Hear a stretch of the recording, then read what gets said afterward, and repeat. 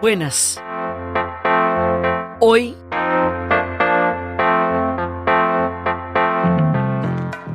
vamos a hacer la primera parte de un relato del año 9, en el cual vamos a plasmar todo el espíritu de la utopía de los años 60, todo lo que significaba la idea de un mundo diferente, mejor, incluyente, espiritual, político, en donde todo el mundo pudiera expresarse con entera libertad.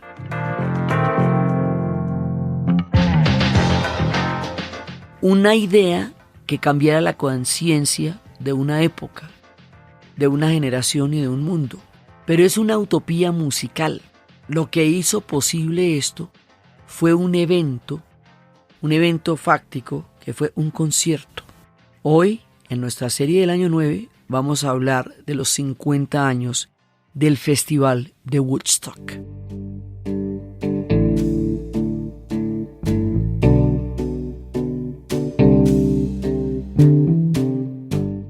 ¿Por qué el Festival de Woodstock es tan importante?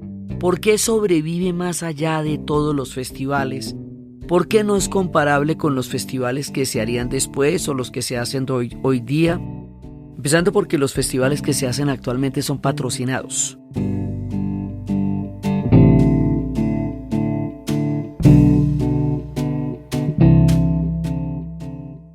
Y esto no se podía hacer patrocinado porque no tenía nada que ver con eso.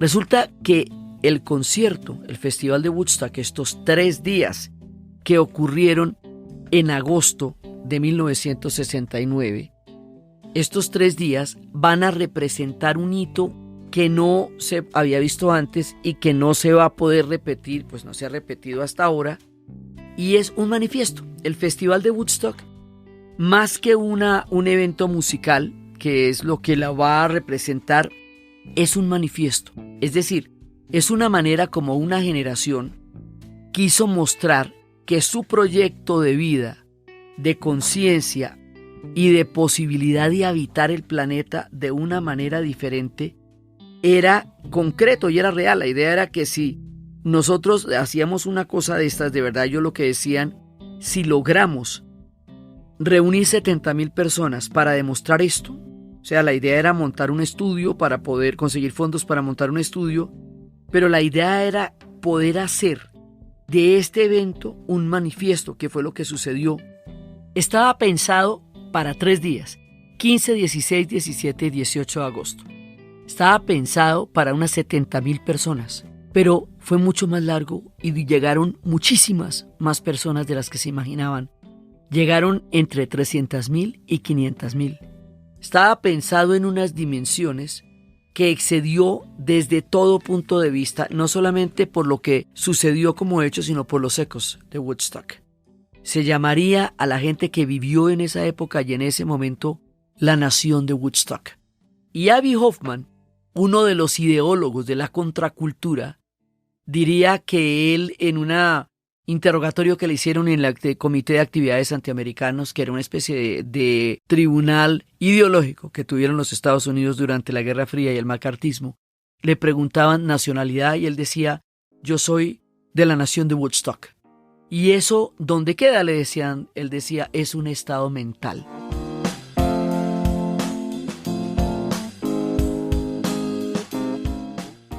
Abbie Hoffman llegó a comparar el Festival de Woodstock con la llegada del hombre a la luna, en la medida en que consideraba que el hombre había puesto un paso en la luna para entrar en el cosmos, para salir del planeta Tierra, y que el hombre había puesto un paso en Woodstock para entrar en una nueva etapa de conciencia planetaria y universal que nos llevara hacia una coexistencia mucho más amable, solidaria, fraterna, respetuosa entre nosotros los humanos en el planeta Tierra, y él consideraba que el festival fue el primer paso del hombre en ese sentido, y así lo manifestaba en uno de sus libros, Pronto será una gran película, soon to be a major motion picture.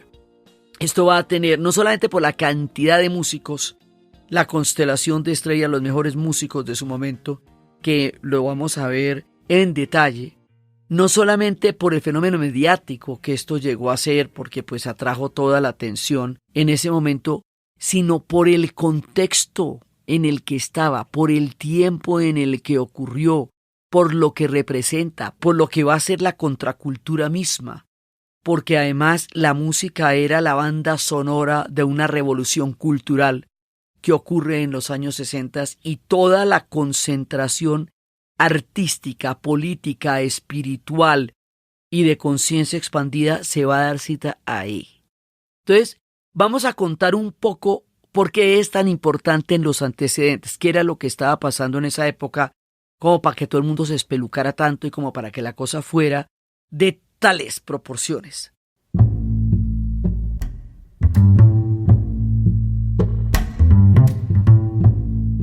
Resulta que se le llama a la contracultura un movimiento que tuvo lugar en los Estados Unidos y en Europa durante la década de los años 60. Para darle alguna definición histórica, alguna periodización, se dice que empezó en 1962, cuando la canción de los Beatles A Hard Day's Night llegó al primer lugar en las listas en Estados Unidos, y terminó en 1973, cuando se firma el acuerdo de paz que pone fin a la guerra del Vietnam entre Henry Kissinger y Le Duc Tho en París. Eso en Estados Unidos. En Europa se le enmarca dentro de los movimientos extraparlamentarios porque ellos era por la búsqueda de una sociedad más incluyente. En Europa ha pasado algo también que es muy importante. Hubo unas marchas en 1958 en Inglaterra que se llamaban las marchas de Alden Marston. Allá en Alden Marston, las marchas contra la nuclearización de la OTAN, se hizo el símbolo de lo que sería el Comité Nacional por el Desarme Nuclear, Committee of National Disarmament, y ese símbolo estilizado, el logo de eso, se volvió el símbolo de la paz, y viene por las marchas antinucleares que se hicieron en Inglaterra. Las contraculturas europeas y las contraculturas en Estados Unidos están totalmente interconectadas, forman parte de un mismo fenómeno, aunque tienen matices diferentes. En Estados Unidos, la contracultura empieza por el movimiento por los derechos civiles de Martin Luther King. Empieza en el 54, 55 empiezan las marchas, pero el asunto es que empieza porque los Estados Unidos, que llega en ese momento a tener la mayor capacidad de satisfacción de las necesidades básicas de la mayoría de la población, que se convierte en una sociedad opulenta, en la primera sociedad industrial avanzada que había existido sobre la Tierra gracias a todos los beneficios para los cuales resultó la posguerra. Ellos no tuvieron destrucción de territorio como si la tuvieron los europeos, ellos no tuvieron que reconstruir, ellos no tuvieron una economía de guerra. Todo lo contrario, ellos salieron muy avantes de todo lo que fue la tragedia de la Segunda Guerra Mundial para Europa. Para ellos no lo fue. Entonces resulta que, siendo esta sociedad tan opulenta y teniendo toda esa cantidad de posibilidades de mejorar la calidad de vida de todas las personas, es completamente inexcusable que una gran cantidad de la población al sur de los Estados Unidos no solamente esté en la pobreza, sino en una institucionalización del racismo.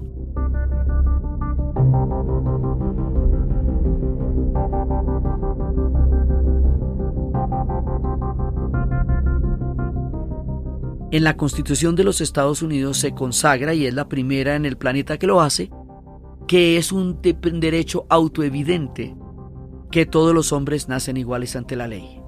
Pero el sueño americano, que es lo que se va a montar en esta época entre los 50 y los 60, como dirían, es un sueño blanco, porque no se aplica para la población negra, que además tiene el tema de que ellos no llegaron allá como en busca de la libertad, como llegarían todas las demás migraciones a la isla Ellis en busca de la tierra de la libertad, sino que ellos eran libres en África y llegaron como esclavos en situación de esclavitud y fueron vendidos, y como diría Malcolm X, nosotros no llegamos acá en la Pinta la Niña y la Santa María, nosotros llegamos deshidratados en cadenas para ser vendidos como esclavos. La suya es una historia diferente. Entonces, a partir del boicot de los buses que empieza Rosa Parks, al no ceder el puesto en la parte de atrás del bus a un blanco porque los buses estaban segregados, solo se podían montar los miembros de la comunidad negra de la parte de atrás del bus, no se podían hacer adelante, pero aún así si un blanco les pedía el puesto tenían la obligación de dárselo por las leyes de segregación del Estado.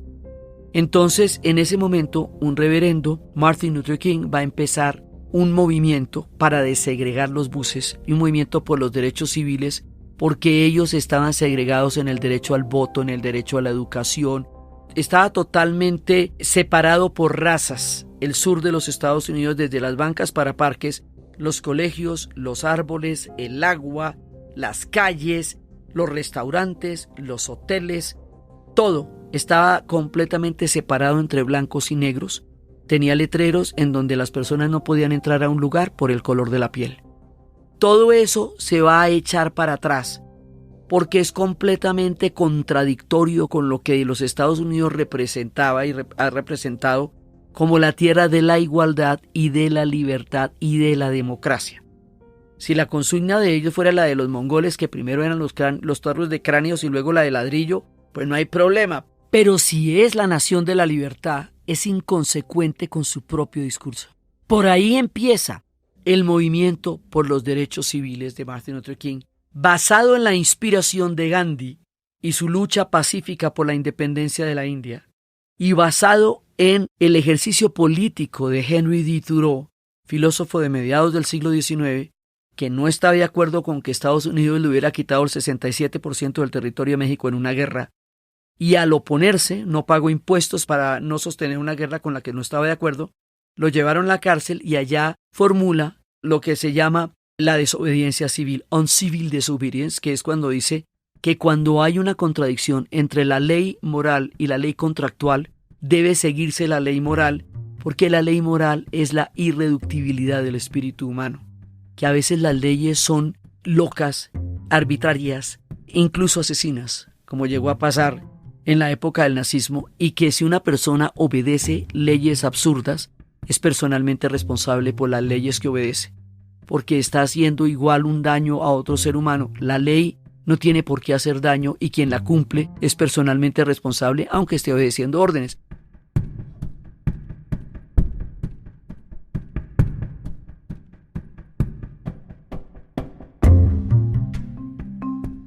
Este conjunto de ideas van a llevar al movimiento por los derechos civiles.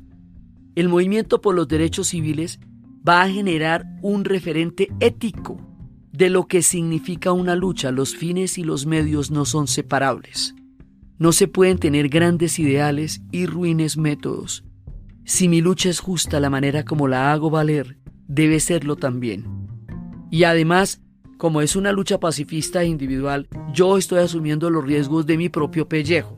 Así que si estoy equivocada, el problema es con mi pellejo, pero cuando se hace una guerra y se manda a la gente a la guerra y la guerra resulta equivocada, miles de personas habrían muerto en vano. Años más tarde, cuando McNamara diga que la guerra del Vietnam será el peor error que los Estados Unidos haya cometido hasta entonces, porque después se ha dado la guerra, en ese momento, bueno, vaya dígale eso a los 50,000 pelados que murieron en Vietnam y a los 3 millones de vietnamitas, que esa guerra no tenía que haberse peleado, que esa guerra no tenía sentido. Entonces, en ese momento, Martin Luther King es la punta de lanza que empieza el movimiento de la contracultura en Estados Unidos. Después se van a unir un grupo que son el movimiento estudiantil.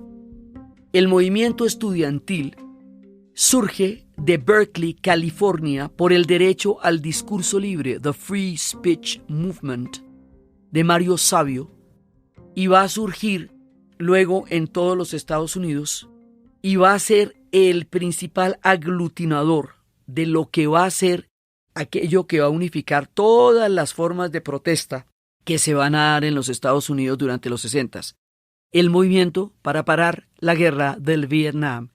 Porque es que aquí se van a juntar muchos movimientos, los movimientos estudiantiles, los movimientos negros, los estudiantiles, los hippies, más adelante los movimientos gays y las mujeres, los movimientos chicanos, o sea, una gran cantidad de movilizaciones que muy probablemente no hubieran pasado de ser hechos, digamos, no aislados, sino locales, nada era aislado en ese momento, se van a encontrar en una causa común, enorme, que es parar la guerra del Vietnam. Aquí hacemos una pausa y en esta pausa les contamos una historia. Los movimientos estudiantiles lideraron grandes cambios en la contracultura. Como el movimiento estudiantil es uno de los núcleos de todas estas transformaciones, la Universidad EAN volvió a acercársenos para apoyarnos, para estar con nosotros. Ellos promueven el emprendimiento sostenible, el liderazgo y la innovación. Y están aquí, en este capítulo, apoyándonos en estas historias del año 9 de los 50 años de Woodstock. Una vez más con nosotros y se los queremos agradecer y les queríamos contar esto. A todos aquellos que creen en el destino, a todos ellos les decimos no. Ven, decídete. Tu vida no cambiará de la noche a la mañana. Universidad EAN.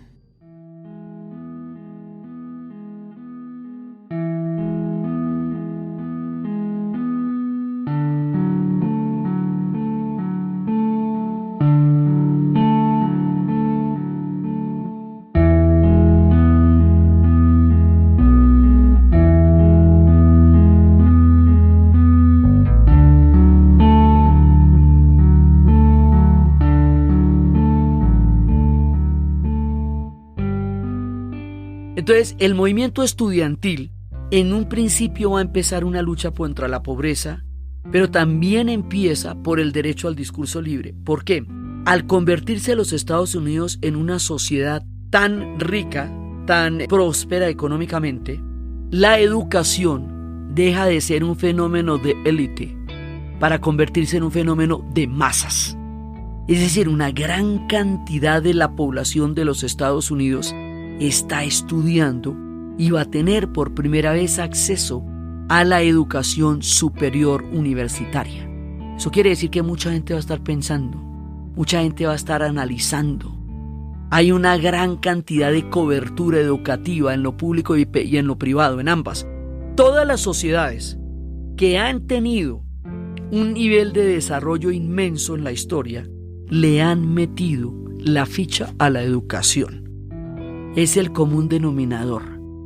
Desde Francia, cuando en la época de Napoleón se inventó el bachillerato, Catalina la Grande cuando con la Ilustración desarrolló un nivel de pensamiento enorme, hasta los movimientos estudiantiles que vamos a ver a continuación. La educación va a ser la clave para que una sociedad pueda avanzar hacia niveles distintos y paradigmas diferentes, y la educación pública va a ser la garantía de esto. Entonces aquí va a haber un movimiento estudiantil que va a llegar a tener unas proporciones muy grandes y van a tener un ingrediente político nuevo, que es la democracia participativa. Es decir, en ese momento el movimiento estudiantil considera que el movimiento obrero y la Unión Soviética han cumplido un papel en la historia, pero ya no lo cumplen, que han terminado por convertirse en aquello que estuvieron tratando de combatir. La entrada de los tanques soviéticos a Praga en 1968 fue un golpe mortal a la credibilidad del proyecto revolucionario de la Unión Soviética en los años 60, porque aquí en este momento se empiezan a contradecir los grandes discursos. Estados Unidos pisotea su idea de la libertad en Vietnam, la Unión Soviética pisotea su idea de la revolución socialista en Praga, y Francia ha pisoteado la idea del derecho de la autodeterminación de los pueblos con la guerra que hizo contra Argelia unos pocos años antes, y además en el 62 Argelia se va a independizar con una guerra de un costo muy grande que casi divide a los franceses. Entonces, en ese momento, cuando esto pasa, empiezan a pensar que tienen que organizarse de una manera diferente.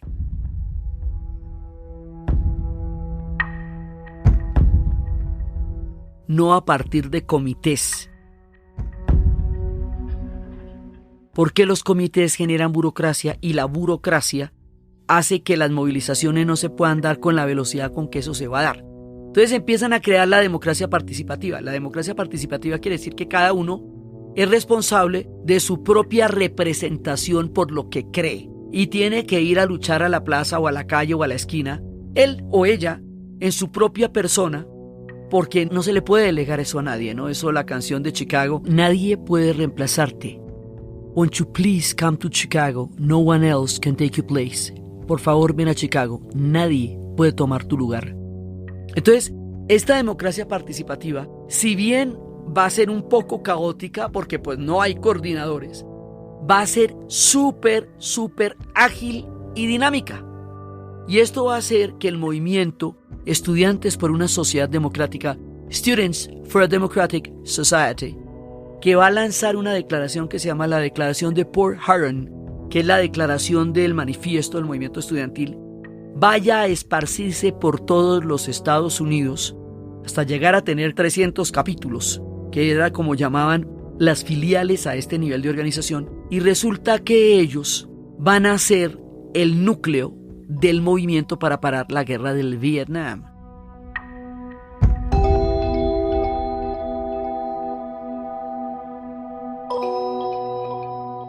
Es decir, empezaron las universidades a pedir que hubiera debates para ver por qué diablos estaba Estados Unidos metido en Vietnam. O sea, ¿cómo era que estaban metidos en una guerra a 22.000 kilómetros de casa?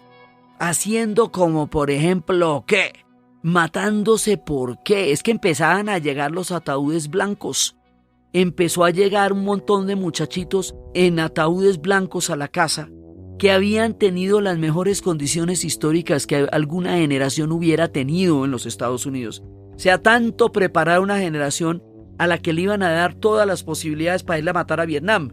Por eso el doctor Spock, que era el pediatra de una nueva manera de educar a la gente mostrándoles el amor y el afecto, decía: la guerra del Vietnam se me metió en el consultorio, porque yo he estado criando los pelados más chéveres y más bonitos, y cuando los tengo lindos, perfectos y bonitos, me los van a mandar a matar a Vietnam.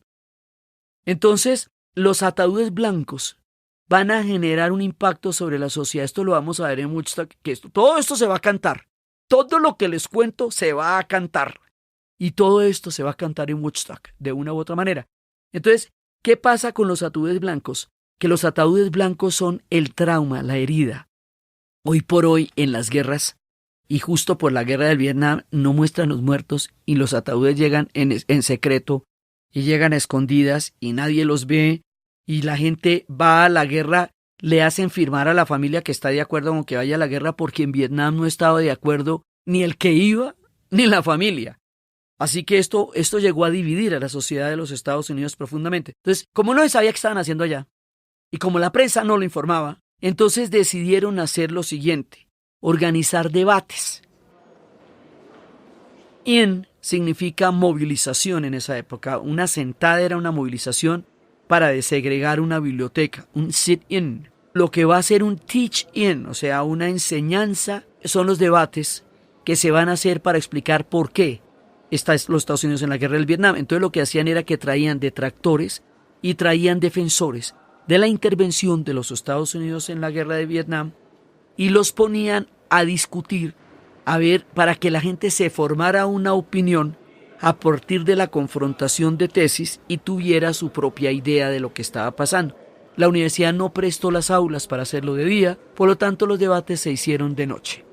Esto, más la llegada de los veteranos que vienen contando los horrores que vivieron y que hicieron en Vietnam, y el nivel de degradación que la guerra llegó a tener, van a generar un impacto de conciencia muy grande, más los periodistas que van a empezar a cubrir de manera independiente todo lo que estaba pasando, porque como la guerra no fue declarada, entonces se podía cubrir constitucionalmente. Por eso después todas las guerras las declaran, porque cuando se declara una guerra, inmediatamente se vuelve secreto militar la información que emane de la guerra.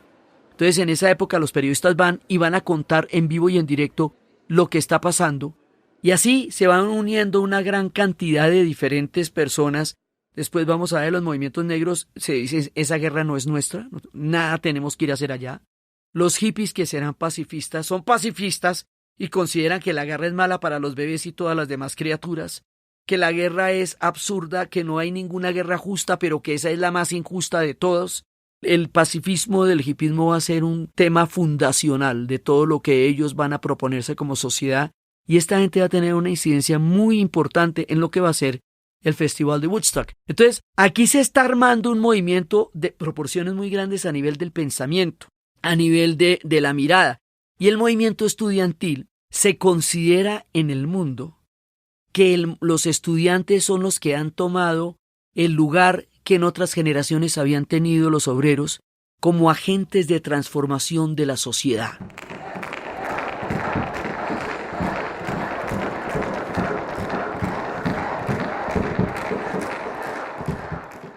Hay un movimiento estudiantil gigantesco en los Estados Unidos. El año pasado, antes de nuestro año 9, ha pasado el Mayo francés en las calles de París. En 1969, en Argentina, el movimiento estudiantil de Córdoba tumba una dictadura, la dictadura de Onganía, la tumba un movimiento estudiantil. El movimiento estudiantil está en ese momento en Tokio, como en Corea, como en Indonesia, como en todas partes. Y en América Latina, los movimientos estudiantiles también van a ser muy importantes. Y esto va desde Yakarta hasta la Universidad Nacional, o la Universidad de Antioquia, o la Universidad del Valle, en Colombia, tanto como en Córdoba, tanto como en el Brasil, en todos lados. En México va a suceder, ya ha sucedido después, antecitos de esto, la matanza de Tlatelolco, por toda la movilización estudiantil que se dio en la Plaza de las Tres Culturas por el derecho de la democratización de la universidad en la UNAM. Entonces, el movimiento estudiantil en ese momento no solamente es planetario, sino que está generando un tipo de pensamiento crítico enorme en todo el mundo. Y va a ser crucial en los Estados Unidos, precisamente porque va a ser el que fundamente la oposición a la guerra del Vietnam. El movimiento estudiantil va a ser el corazón de esta nueva protesta, y a esto también se le va a llamar la nueva izquierda, porque la vieja izquierda era la que había representado la revolución bolchevique y que consideraban que ya no era un agente de cambio después de lo que había pasado en Praga. Praga termina con cualquier ilusión que se tuviera sobre la liberalidad de un modelo como el soviético cuando los tanques entraron a las calles de Praga. Entonces resulta que en este momento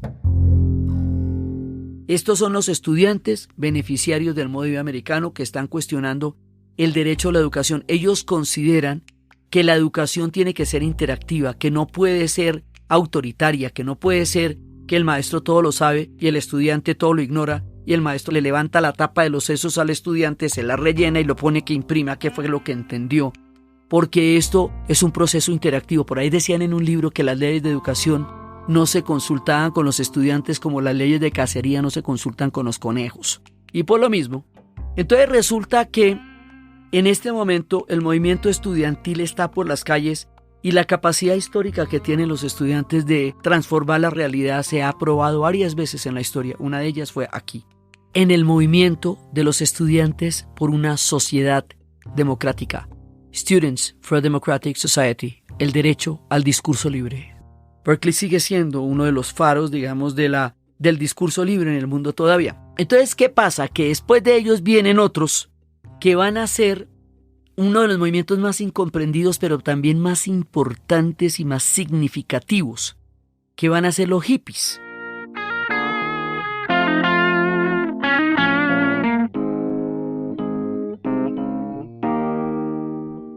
Los hippies son los beneficiarios del modelo americano. O sea, ellos la tienen toda. Son los muchachos de los suburbios blancos que tienen los mejores colegios y las universidades y la casa, el carro, la beca, la avena, los tenisitos, todos. Los beneficiarios de la sociedad de consumo. La crema de la sociedad americana. Entonces, ¿por qué se quejan ellos? ¿Será que se quejan de llenos, dicen? Porque nadie entiende en principio cuál es la protesta. Ellos protestan por una cosa que sería la deuda. Usted, papá y mamá, me lo da todo, me lo entrega todo, se desvela por mí, hace todo por mí. Pero todo lo que me va a dar, todas las vacunas, la sopita, la triple viral, los tenisitos, todo eso, me lo va a cobrar cuando yo sea adulto. Usted me va a pedir que yo sea lo que usted quiere que yo sea. Que yo sea una prolongación de sus aspiraciones y de sus sueños, que yo llegue donde usted no llegó, que yo logre lo que usted no pudo o que continúe su legado. Eso es la deuda. Yo nazco empeñado con una deuda que yo no pedí porque yo no mandé nacer. Y que usted me dé en buenas condiciones es su responsabilidad y su deber por otro lado, ¿no? Chévere que lo haga, pero es que también es su responsabilidad. Entonces ahí se va a presentar una brecha generacional enorme porque los padres van a considerar que esos hijos son desagradecidos con todo lo que se ha hecho por ellos. Y los hijos van a considerar que ellos tienen derecho a explorar algo tan suyo como su propia vida. Papá y mamá, ustedes tienen su vida y ustedes les gustó o no les gustó, les parece, no les parece, chévere. Pero esta es la mía y yo con la mía voy a ver qué hago yo. Ah, pero ¿usted qué quiere hacer? Bueno, yo no sé, pero déjeme el derecho a preguntarlo. Esto se va a volver una fractura. Porque no van a poder llegar a una conciliación. Y cuando en 1967 surge el Verano del Amor, que en el esquema de las movilizaciones era un acto de ser, no un acto de hacer. No era una sentada política, no era un debate contra la guerra, era un acto de ser, bien. Y también un movimiento musical de la costa oeste muy grande, que va a estar en el Verano del Amor. A partir de ahí, en Hyattesbury, se va a generar un movimiento que van después a convertirse en comunas. Porque ya cuando en Hyattesbury, al cabo de un año, declaren ilegal el ácido, la policía empiece a entrar y los hostilice permanentemente, ellos ya no pueden volver a la casa. Porque ya pusieron una máquina de coser en el cuarto de ellos, porque ellos ya no se aguantan las reglas de sus padres, porque sus padres ya no pueden convivir con salvajes, que no les pueden decir de dónde vienen y para dónde van. Eso no tiene vuelta atrás. Es importante entender que el hipismo era en serio, que no había ningún lugar a donde regresar.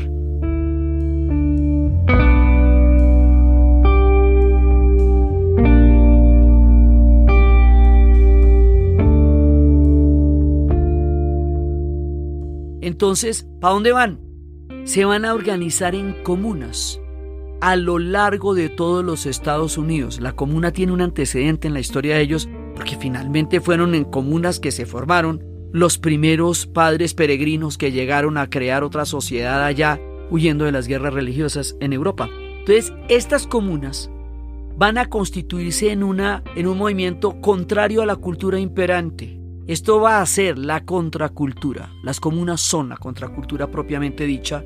Son familias voluntarias construidas por chicos y chicas que van a tratar de vivir la sociedad que ellos tienen en la cabeza, van a tratar de producirla a través de su propia forma de vida. Ahí va a surgir una revolución sexual, ahí va a surgir un pensamiento ecológico, porque van a empezar a cuestionarse el consumo. Más adelante el ecologismo será un movimiento propio, pero surge también en las comunas. Ahí va a surgir un núcleo pacifista, ahí va a surgir una cantidad de redes que van a hacer que las comunas se comuniquen unas con otras, que van a generar un nuevo tipo de periodismo, que van a generar rutas para que los muchachos que no quieran ir a Vietnam deserten a Canadá, donde no hay extradición, y puedan evitar ser reclutados para pelear en Vietnam, una guerra que no quieren pelear. Entonces, en ese momento es cuando va a surgir el movimiento hippie. Ese es otro. Pero esto es una contracultura, es decir, es un movimiento no solamente político, esto es un movimiento cultural. Quiere decir que paralelamente a todos los procesos políticos que estamos narrando, hay una revolución en las artes. Y esa revolución que se da en el cine, con el cine underground, que se da en el graffiti, que se da en lo gráfico con una nueva coloridad, que se da en la psicodelia, que va a ser una manera de encontrar diferentes verdades y diferentes realidades, que se llamará la conciencia expandida, que los hará ir a buscar elementos de lo sagrado en la India, como entre los americanos originarios, los nativos de los indígenas, como en la espiritualidad de los primeros cristianos, como en la búsqueda de otras realidades a través del peyote. O sea, aquí va a haber un nivel de exploración enorme. Y todo eso va a tener lugar en las comunas. Todo eso nos lo vamos a encontrar en Woodstock. Pero entonces, ¿qué pasa? Que también ocurre que de todos los movimientos culturales que van a suceder en este periodo, el más importante, el más grande, el masivo, va a ser la música.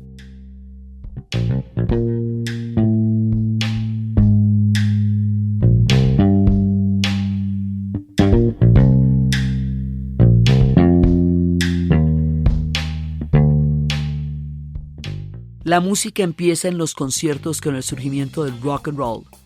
Y el rock and roll, esta mezcla de la herencia de la música africana con el folk americano, va a estremecer rítmicamente a una generación en una catarsis que una sociedad puritana como la de ellos no había visto jamás.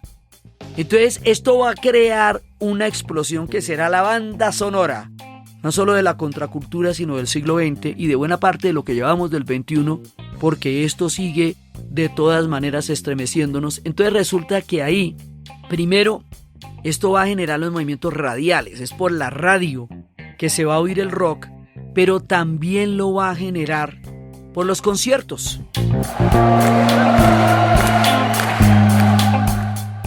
Entonces los chicos que se van a encontrar en los conciertos van a empezar a tener una conciencia generacional que va a crear un nuevo espacio cultural que se va a llamar Un Mundo para la Juventud.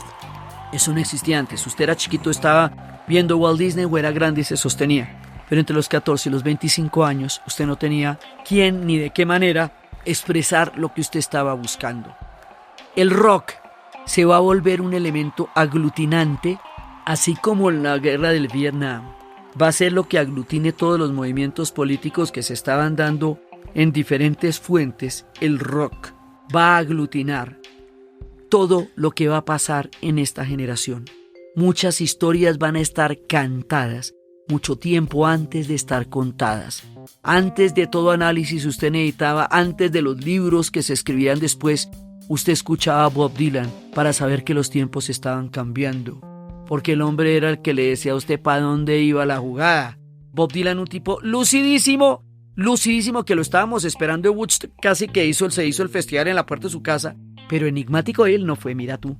Entonces, la música va a ser el vehículo más importante y trascendental en todo esto, y va a ser tan crucial la figura de John Lennon como la de Martin Luther King, la de Malcolm X como la de Bob Dylan. O sea, la música aquí es con palabras mayores, es en mayúscula, es la vibración, el sonido, la conciencia, el ritmo, el movimiento de lo que está pasando.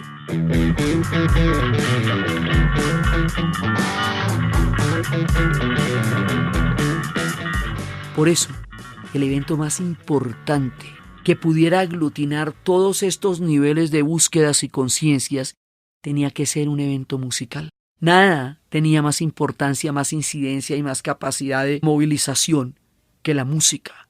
El teatro también cambió en esa época, pero todo palidecía al lado de la cultura disquera, de masas, de radio, de conciencia, pero que los músicos, cada uno de estos músicos ampliaba los horizontes del mundo como lo conocíamos en ese momento. Estaba surgiendo el rock en todo su esplendor. Por eso, el Festival de Woodstock es un manifiesto contra la guerra del Vietnam, contra el racismo, por la búsqueda de diferentes formas de conciencia, desde el yoga, por la utopía, la búsqueda de un mundo mejor y fraterno. Todos los elementos que estamos contando aquí van a tener un entorno, un momento, un lugar, y va a ser un concierto que se va a hacer en 1969 y que va a tener el nombre del Festival de Woodstock.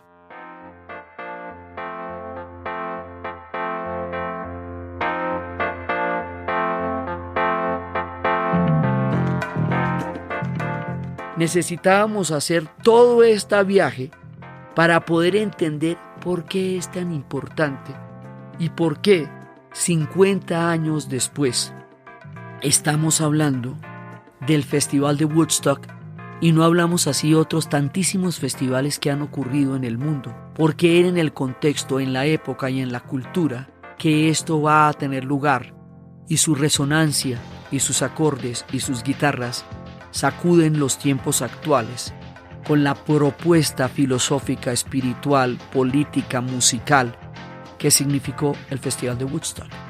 Mientras tanto, mientras todo esto estaba ocurriendo, 3 jóvenes veinteañeros, Michael Lang, Artie Cornfield y Joel Rosenman, querían recaudar dinero para financiar un estudio de grabación de discos en un pequeño pueblo que se llamaba Woodstock, en el estado de Nueva York. y querían producir artistas como Bob Dylan and the Band y Van Morrison, entre otros. Simultáneamente, otros activistas como Avi Hoffman y Jerry Rubin, que eran unos políticos psicodélicos, se declaraban ellos, querían un tipo de manifiesto, querían encontrar un evento que pudiera generar el espíritu, el carácter experimental de la contracultura, que toda fue un experimento, pero que pudieran probar que el proyecto de la contracultura era posible. Para eso se necesitarían 70,000 personas, con eso era suficiente. Entonces unos querían un estudio, otros querían una utopía, querían formularlo.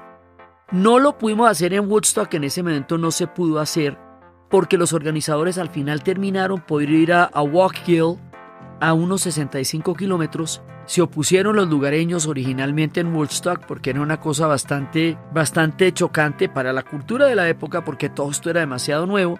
Entonces finalmente encontraron a un granjero que se llama Max Rasker, que ofreció su campo de alfalfa situado en Bethel y le dieron $75,000 para que les prestara el campo. Allá en el campo empezaron a organizar lo que en ese momento era una tecnología de sonido pues de última generación, y empezaron a llegar poco a poco a cumplir la cita con la utopía. Todos aquellos que vivirían esos días, esos 4 días de paz y amor, que harían posible el sueño de que otra humanidad es posible si la soñamos y las construimos. Eso será el Festival de Woodstock, y eso es de lo que vamos a hablar en el siguiente episodio, donde les vamos a contar poco a poco cómo ocurrió. Entonces, desde los espacios de la utopía, del movimiento por los derechos civiles, del movimiento estudiantil, del hipismo, del movimiento para parar la guerra del Vietnam, de una conciencia nueva, de los estudiantes transformando el mundo, de la gente soñando una utopía, de la música sonorizando un nuevo nivel de conciencia, del surgimiento del rock y de todos los elementos que van a confluir esos 4 días en Woodstock, en la narración Diana Uribe. Y para ustedes, feliz día, cualquiera que este día sea. Síganos en nuestra página dianauribe.fm, en Instagram, Facebook y Twitter. También recuerden que nos pueden apoyar en nuestra cuenta de Patreon. Este podcast fue posible gracias al equipo de la Casa de la Historia, Arturo Jiménez, Diana Suárez, Milena Beltrán, y fue grabado en Los Gatos Estudio por Arturo Jiménez y editado por Sebastián Payán de 070, y siempre con la ayuda fuerte y poderosa de Santiago Espinosa Uribe y Laura Rojas Aponte del podcast Cosas de Internet.